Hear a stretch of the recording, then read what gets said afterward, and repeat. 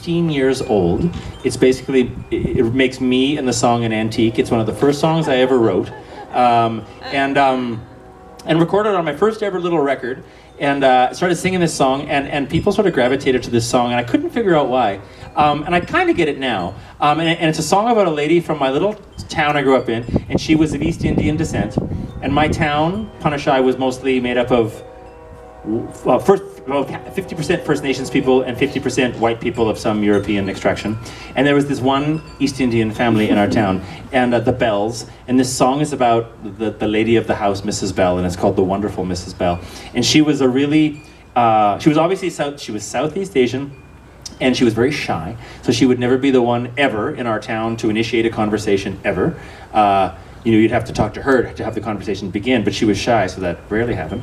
And she also was fiercely traditional, and she wore a sari up and down the streets of Punashai, Saskatchewan in the 80s, when no one was doing such a thing. So, given that she was brown, and she wore a sari, and you know, she stuck out like a sore thumb, and she was so different in that day and age.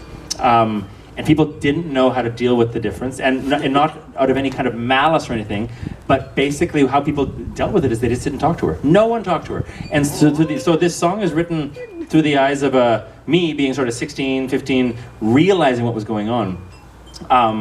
It's sort of my interpretation of her, and she's of her existence, and she's long since passed away. But her family, Mr. Bell and their kids have heard this song, and I had a chance to sing this not that long ago with the whole Saskatoon Symphony Orchestra and a grand piano, and then there were the Bells. And so I could see them, they could see me, and there's never been more snot and tears on a grand piano in the history of grand pianos. It was something. And so they cried, then I cried, then the conductor cried, then the orchestra cried, and it was just a big train wreck. But we got it out of our system. But so it's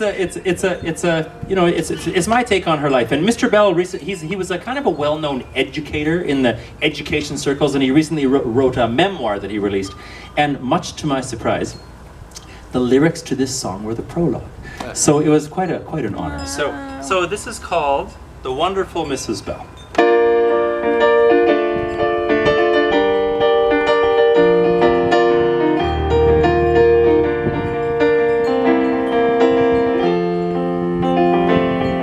When the tree by the big house on Main Street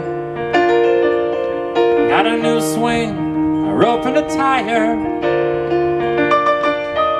she was one of the first ones to see it. She walked that way all the time. Oh, Mrs. Bell was just a bit different. It might have been her color, her clothes, but in a cast of under 300, it showed.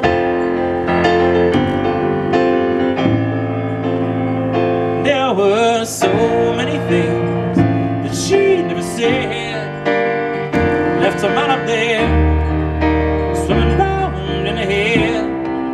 And there were so many times that we would meet, trading silent smiles, passing in the streets. I think that small town was hell. Tales the thoughts could tell. Yeah, the wonderful, the beautiful Mrs. Bell.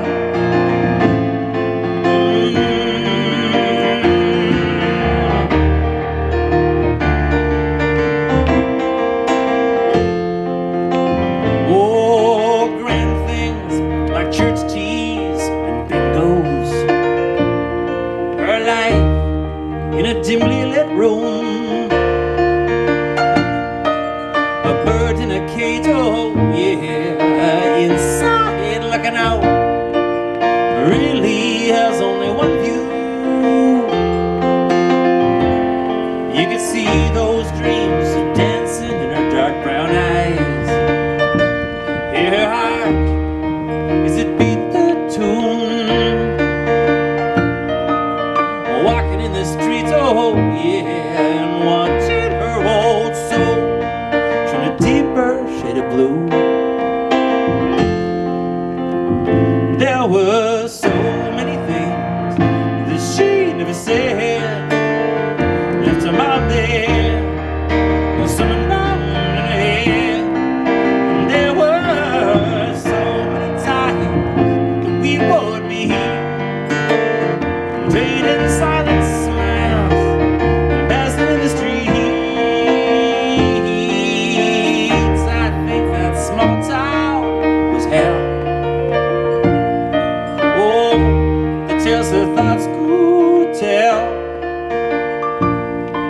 the wonderful, the beautiful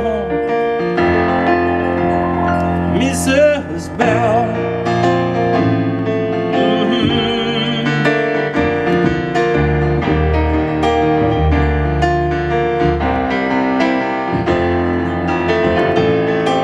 She stood on a hill at the edge of town.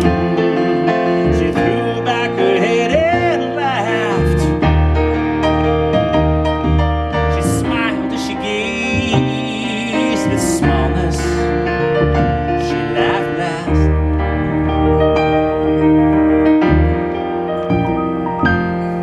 There were so many things that she never said, left her mom up there swimming round in her head. And there were so many times that we would meet, trading silent smiles, passing in the streets. I think that small town was hell. Tells her thoughts could tell. Yeah, the wonderful, the beautiful